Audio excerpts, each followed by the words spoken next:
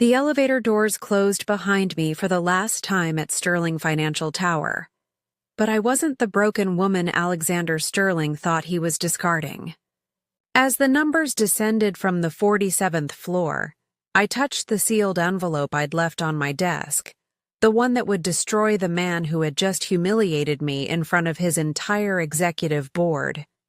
My name is Victoria Manning, and for 3 years, I had been the perfect assistant to one of New York's most ruthless billionaires. What he never knew was that I wasn't there for the paycheck. I was there for justice. Miss Manning, Alexander had sneered just 20 minutes earlier, his steel gray eyes cold with rejection-fueled rage. Pack your things. Effective immediately. Your services are no longer required. The words still echoed in my mind as I walked through the marble lobby for the final time. But Alexander Sterling had no idea what he'd just unleashed. If you've ever been underestimated by someone who thought they held all the power, hit that like button. Because this story is about to show you what happens when the hunter becomes the hunted. Let me take you back to where this all began. 3 years ago, I walked into Sterling Financial Tower with a Harvard MBA, impeccable references, and a secret that would have shattered Alexander's world if he'd bothered to look beyond my resume. I was 25 then, desperate for this specific job, though not for the reasons anyone would suspect. You see, Sterling Financial Empire wasn't just any company. 20 years earlier, it had been Manning and Associates, my father's architectural firm that designed and built half of Manhattan's most iconic buildings. We weren't just wealthy, we were legacy wealthy. The Manning name was carved into cornerstones across the city, our family photos graced society pages, and I grew up in a penthouse that overlooked Central Park. But money doesn't protect you from betrayal. In 2003, when I was 8 years old, my father, Richard Manning, trusted the wrong business partner. Alexander Sterling was 32 then, an ambitious junior partner with charm, intelligence, and absolutely no moral compass. He systematically embezzled funds, forged documents, and built a case that made my father look like the mastermind of a massive fraud scheme. The trial lasted 18 months.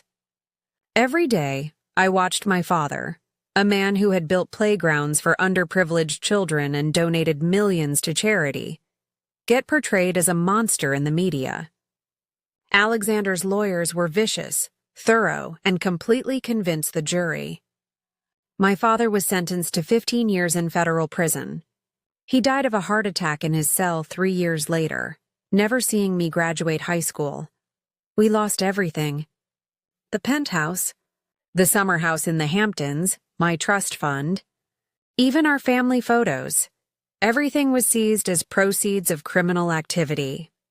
My mother worked 3 jobs to keep me in school, her hands cracking from cleaning offices that once employed her as a client. She died when I was 22, exhausted and heartbroken, whispering my father's name with her final breath. But here's what Alexander Sterling never anticipated. The little girl whose life he destroyed grew up to become a very dangerous woman. When I applied to be his personal assistant, I didn't just submit a resume. I spent 6 months crafting the perfect professional identity. Victoria Manning became Victoria Matthews on paper, close enough to my real name that I'd respond naturally. Different enough that his background checks found nothing suspicious. I learned his schedule, his preferences, his weaknesses. I studied the man who had stolen my family's legacy until I knew him better than he knew himself. For 3 years, I was the perfect employee. I anticipated his needs, managed his calendar flawlessly, and maintained such professional boundaries that he once joked I was part robot. I watched him build his empire on the foundation of my father's work, taking credit for architectural innovations my family had pioneered. Every day sitting outside his office, I planned exactly how I would bring him down. But Alexander Sterling's fatal flaw wasn't greed or ambition. It was his ego. For months, he'd been dropping hints about dinner, weekend trips, private meetings that had nothing to do with business. Each time I deflected professionally. I prefer to keep work and personal life separate, Mr. Sterling. I have other commitments that evening. I think it's best to maintain professional boundaries. My rejections clearly ate at him. Here was a man who owned half of Manhattan, who had supermodels' numbers in his phone, who could buy anything or anyone he wanted, except his assistant's attention. It gnawed at his carefully constructed self-image until it became an obsession.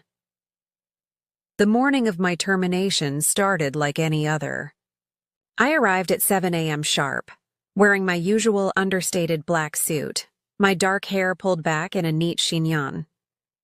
The Sterling Financial Tower hummed with its usual energy, phones ringing, traders shouting across the floor, the caffeine-fueled chaos of high finance. Alexander's executive team was already assembled in the conference room. Robert Chen, his chief financial officer, Margaret Walsh, head of legal, David Harrison, VP of operations, and Sarah Mitchell, his protege who'd been eyeing my position for months with barely concealed ambition. "Victoria," Alexander called from his office, his voice carrying that particular edge that meant he was planning something. "Join us for the morning briefing." I knew this was unusual. In 3 years, he had never invited me to executive meetings unless I was taking notes. But I gathered my tablet and entered the conference room with the same professional composure that had served me well. "Gentlemen, ladies," Alexander began, positioning himself at the head of the massive mahogany table. His charcoal Armani suit was impeccable, his silver hair perfectly styled, his confident smile radiating the kind of power that made grown men nervous. "I want to discuss team dynamics and ensuring everyone knows their proper place in this organization." The comment was directed at me, though he addressed the room. I kept my expression neutral, my hands folded calmly in my lap. "Victoria," he continued, turning those steel-gray eyes on me with predatory focus. "You've been with us for 3 years. Adequate performance, generally reliable, though perhaps lacking in flexibility when it comes to company culture." Robert Chen shifted uncomfortably. Margaret Walsh studied her legal pad with sudden intense interest. They could all sense something was coming. "Mr. Sterling," I replied carefully, "if there are any areas where my performance needs improvement, I'm always open to feedback." His smile turned cold. "Actually, there are several areas where you've been uncooperative, declining team-building dinners, refusing to accompany me to client events that specifically requested you, maintaining an almost militant insistence on rigid professional boundaries that frankly sends the wrong message about our company culture." Sarah Mitchell leaned forward slightly, her eyes bright with anticipation. She'd been positioning herself for this moment for months. "Sir," I said, my voice steady despite the growing tension, "I believe I've fulfilled all the duties outlined in my job description professionally and thoroughly. If there are additional responsibilities you'd like me to take on, we can certainly discuss them." "Additional responsibilities." Alexander's laugh was sharp, dismissive. "Miss Manning, do you think this company operates on job descriptions and bureaucratic boundaries? We're a family here. We support each other. We're flexible when the situation requires it." The room was dead silent. Everyone understood the subtext, but no one dared address it directly. "I've always been supportive of the company's goals and committed to excellence in my role," I replied, maintaining eye contact despite the humiliation I could feel building. "Have you?" Alexander stood up, beginning to pace around the table like a shark circling prey. "Because from where I sit, it looks like you consider yourself above the collaborative spirit that makes this company successful. You treat this job like it's just a paycheck, not an opportunity to be part of something bigger." David Harrison cleared his throat. Alexander, perhaps this conversation would be better suited for a private meeting. No, David. Alexander's voice cut through the suggestion like a blade. I think the team should understand what happens when someone decides they're too good for the opportunities we provide here. He stopped directly behind my chair, his presence looming over me. The intimidation was deliberate, calculated. Miss Manning, he said, his voice dropping to a dangerous whisper that everyone could still hear. I've offered you numerous opportunities to advance your career here. Dinner meetings with major clients, weekend strategy sessions, travel opportunities that most assistants would kill for. And each time you've declined with some excuse about professional boundaries. My hands remained folded, my posture straight.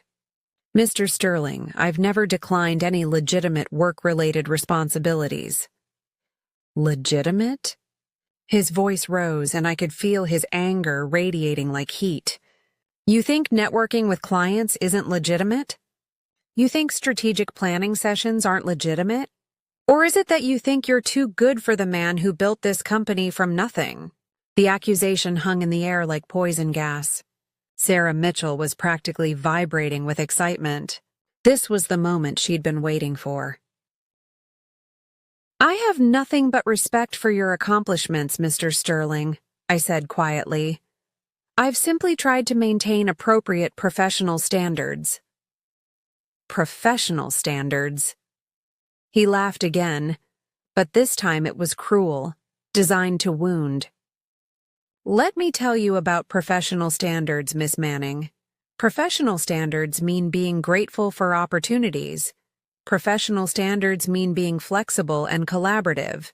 Professional standards mean not acting like you're better than the people who sign your paycheck. He walked back to his position at the head of the table, his movements deliberate and theatrical. The truth is, Alexander continued, his voice now carrying across the room like a prosecutor delivering a closing argument. Some people simply don't understand their place in the world. They confuse basic courtesy with genuine respect. They mistake their modest position for something more significant than it actually is.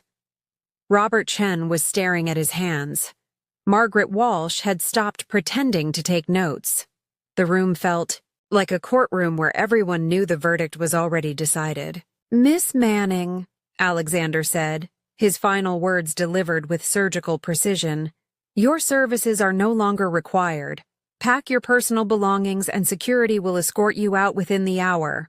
Sarah will be taking over your responsibilities immediately.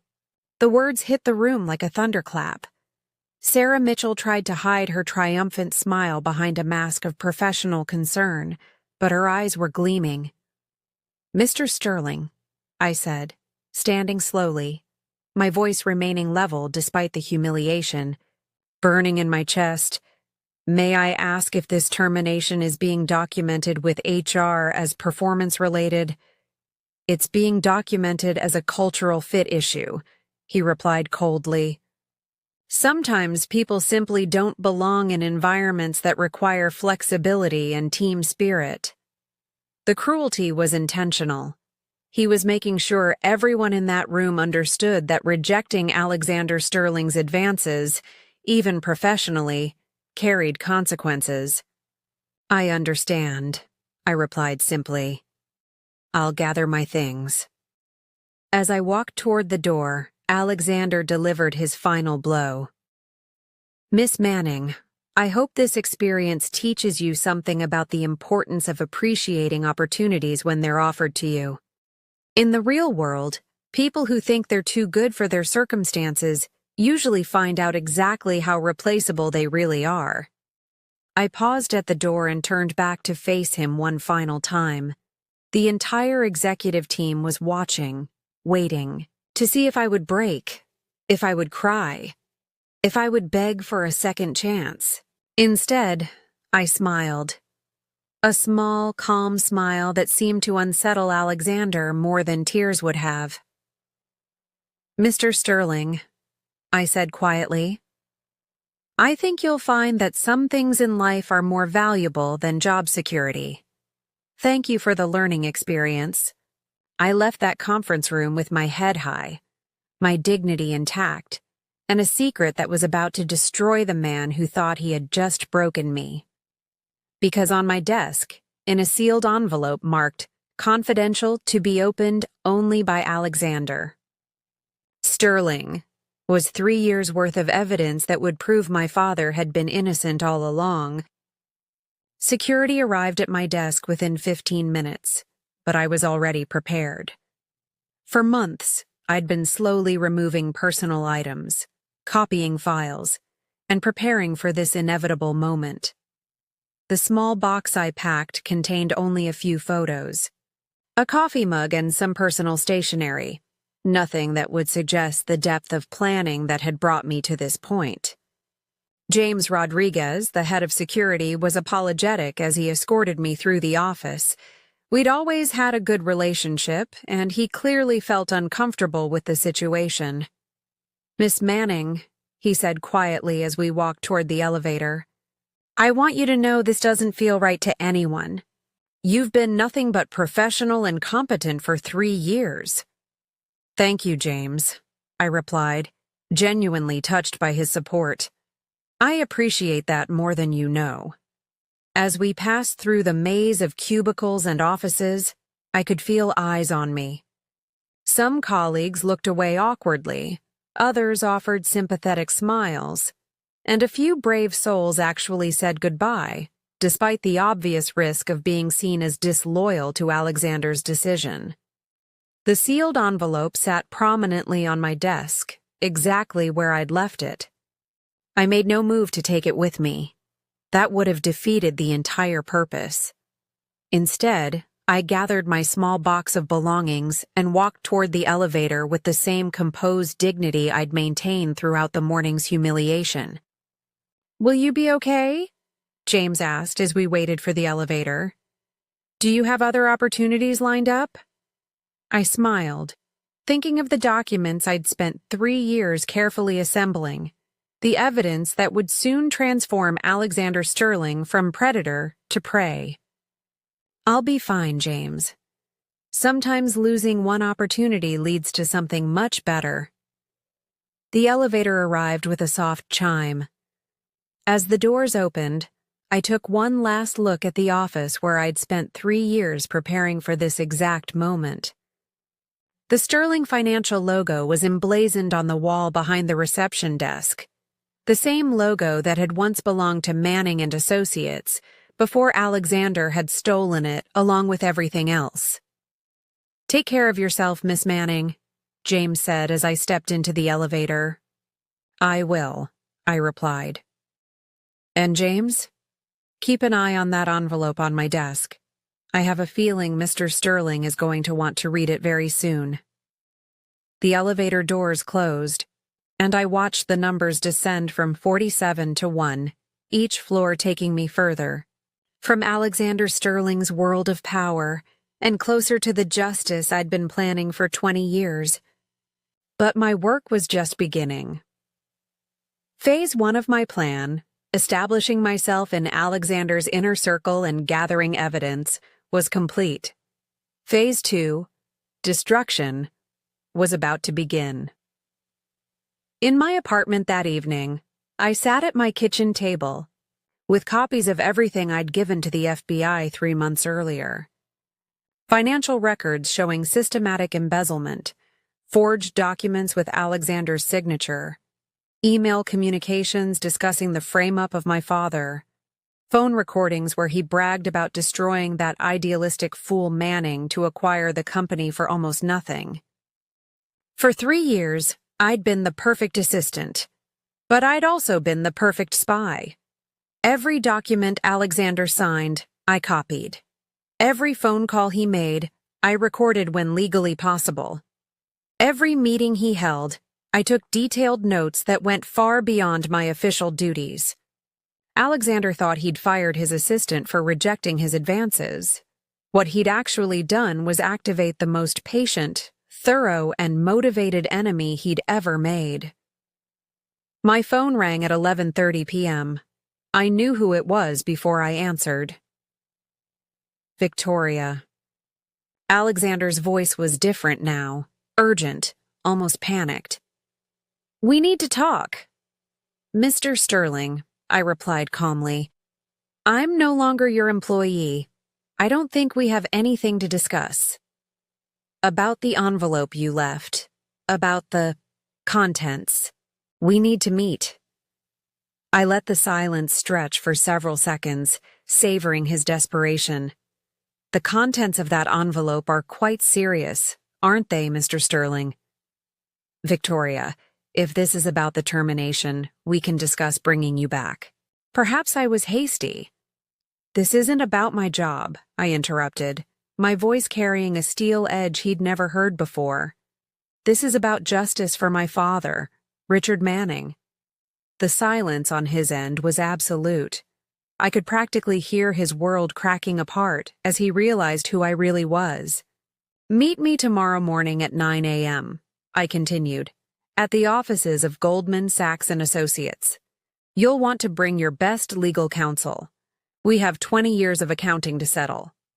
I hung up the phone and looked at the framed photo on my kitchen counter, my father and me at a construction site when I was 7 years old. Both of us wearing hard hats, both of us smiling at a future we thought was secure. Justice is coming, Daddy, I whispered to his memory. Finally, justice is coming. The law offices of Goldman Sachs and Associates occupied 3 floors of a gleaming building just 6 blocks from Sterling Financial Tower. At exactly 9 a.m., I walked into the marble lobby wearing a navy blue power suit that cost more than most people made in a month.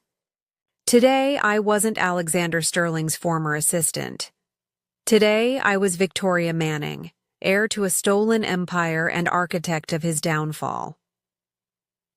Jonathan Goldman had been my father's closest friend and legal counsel before the trial that destroyed our family. When Alexander's frame-up succeeded, Jonathan was one of the few people who believed in my father's innocence. For 20 years, he'd been waiting for this moment almost as eagerly as I had.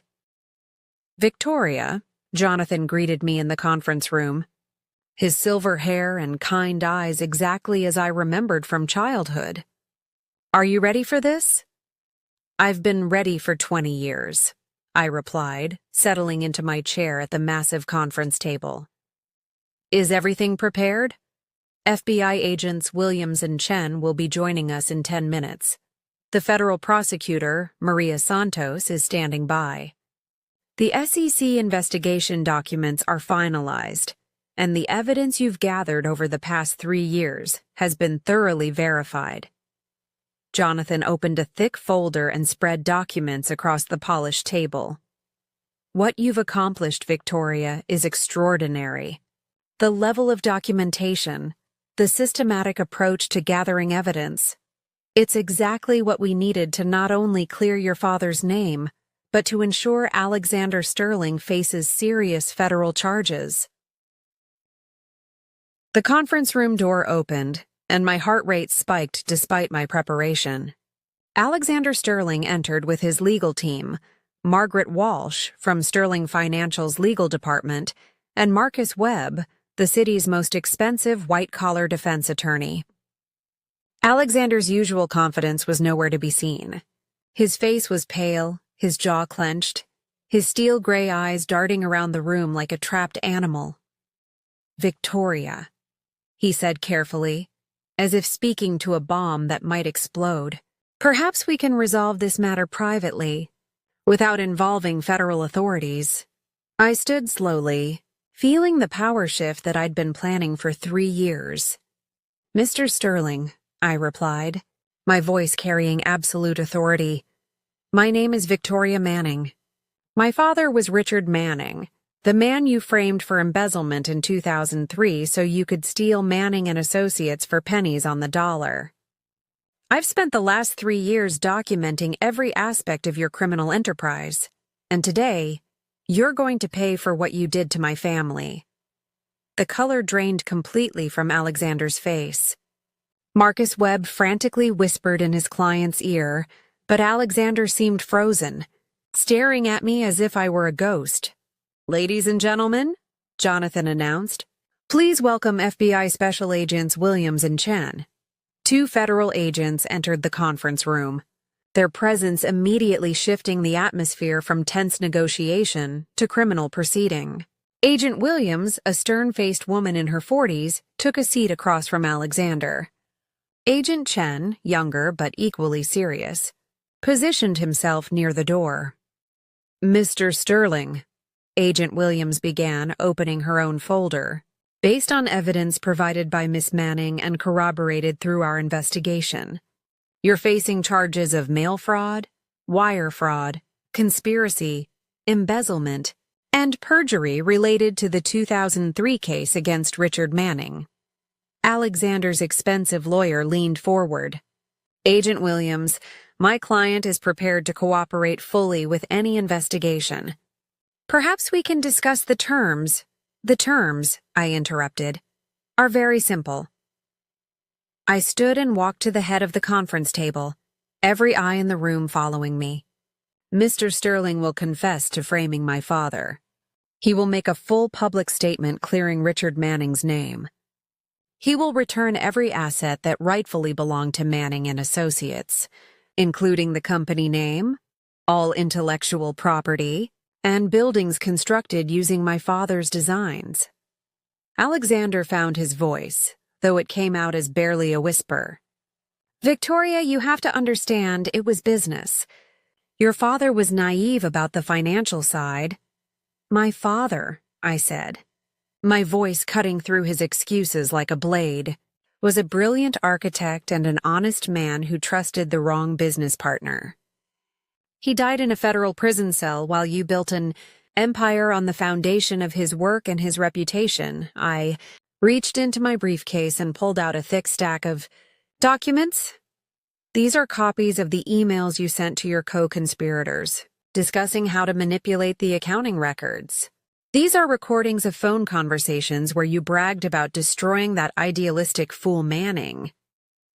These are financial documents showing how you systematically transferred company assets to shell corporations you controlled." Agent Chen was taking detailed notes as I presented each piece of evidence.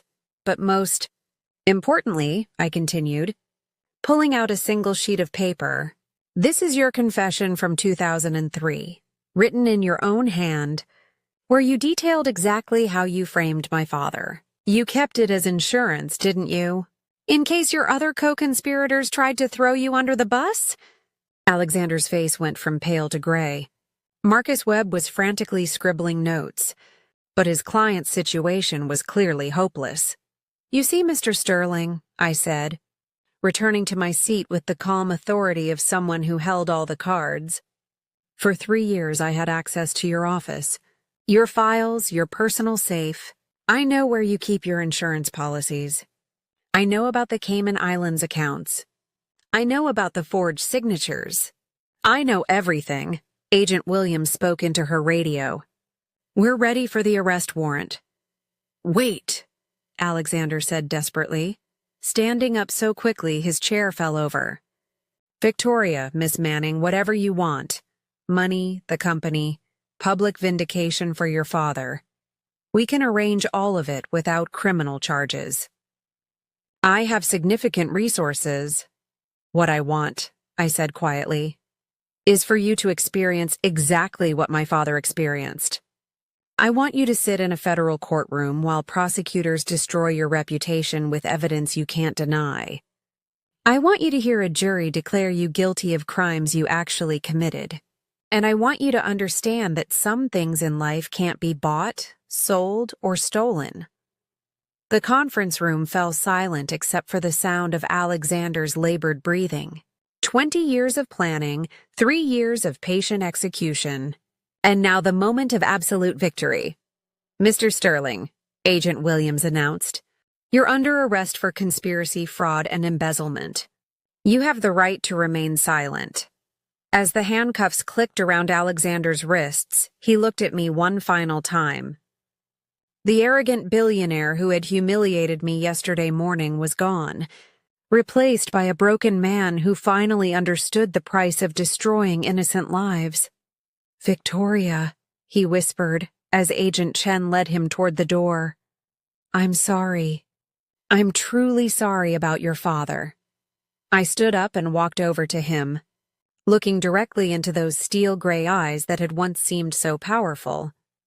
"Mr. Sterling," I said softly, "your apology is 20 years too late. But justice is right on time." 6 months later, I stood in the executive suite at the top of what was once again called Manning & Associates. The Sterling Financial logo had been removed, and in its place, my father's original company emblem hung proudly on the wall. The morning sun streamed through floor-to-ceiling windows, illuminating the city my father had helped build, Alexander. Sterling had pled guilty to all charges in exchange for a reduced sentence of 15 years in federal prison, the same sentence my father had, received for crimes he never committed. The irony wasn't lost on anyone involved in the case. The company was mine now, legally and morally. Every asset Alexander had stolen, every building he'd claimed credit for, every innovation he'd appropriated, all of it had been returned to the Manning family name. But more important than the money or the property was the public vindication of my father's reputation. The New York Times ran a front-page story, "Billionaire's Empire Built on Fraud. Innocent Man Posthumously Cleared." The article detailed how Richard Manning had been systematically framed by his trusted business partner, how evidence had been fabricated, and how a daughter's 20-year quest for justice had finally succeeded. Jonathan Goldman entered my new office, carrying a bottle of champagne and the original architectural plans for Manning & Associates' first building. "Your father would be so proud, Victoria," he said, setting the plans on my desk. "Not just of your success, but of the way you achieved it. You never lost your integrity, even when pursuing justice." I traced my finger along my father's signature on the blueprints. He used to tell me that buildings were like people. They needed strong foundations to last. I think he was preparing me for this fight without even knowing it. My assistant knocked on the door. "Miss Manning, you have visitors." Sarah Mitchell and Robert Chen from Sterling Financial entered hesitantly. Sarah, who had so eagerly anticipated taking my position, now looked humbled and nervous. "Victoria," Robert began, "we wanted to apologize for what happened in that conference room. We knew Alexander was out of line, but we didn't have the courage to speak up. And I wanted to apologize for being so eager to take your job," Sarah added quietly. "I didn't understand what was really happening, but that's no excuse for enjoying your humiliation." I gestured for them to sit. "Robert, you've always been a decent person caught in an impossible situation. I understand why you couldn't challenge Alexander directly." I turned to Sarah. "And you, Sarah, were doing what ambitious people do, looking for opportunities to advance. The fault was never with the employees who were trying to survive in Alexander's toxic environment." "What will happen to Sterling Financial?" Robert asked. "The company will be dissolved," I replied. "Legitimate employees will be offered positions here at Manning & Associates if they're interested. The pension funds that Alexander raided will be fully restored, and anyone who was harmed by his business practices will receive compensation." I stood and walked to the window, looking out at the Manhattan skyline. My father believed that business should be about building things that last, creating opportunities for people, and leaving the world better than you found it. "That's what Manning & Associates will be going forward," Sarah spoke up hesitantly. "Victoria, is there any chance you might consider offering me a position here? I know I don't deserve it after everything that happened, but—" "Sarah," I interrupted, turning to face her. "Everyone deserves a second chance to do the right thing. If you're serious about learning what ethical business looks like, there's absolutely a place for you here. The relief on her face was unmistakable. Thank you. I won't let you down. As my former colleagues left, I reflected on the journey that had brought me to this moment. The little girl who had watched her father get destroyed by greed and corruption had become a woman capable of rebuilding everything that was stolen. My phone buzzed with a text message from James Rodriguez, the security guard who had escorted me out of Sterling Financial. Saw the news about the company. Congratulations on getting justice for your family. You're an inspiration to all of us who watched you handle that situation with such dignity.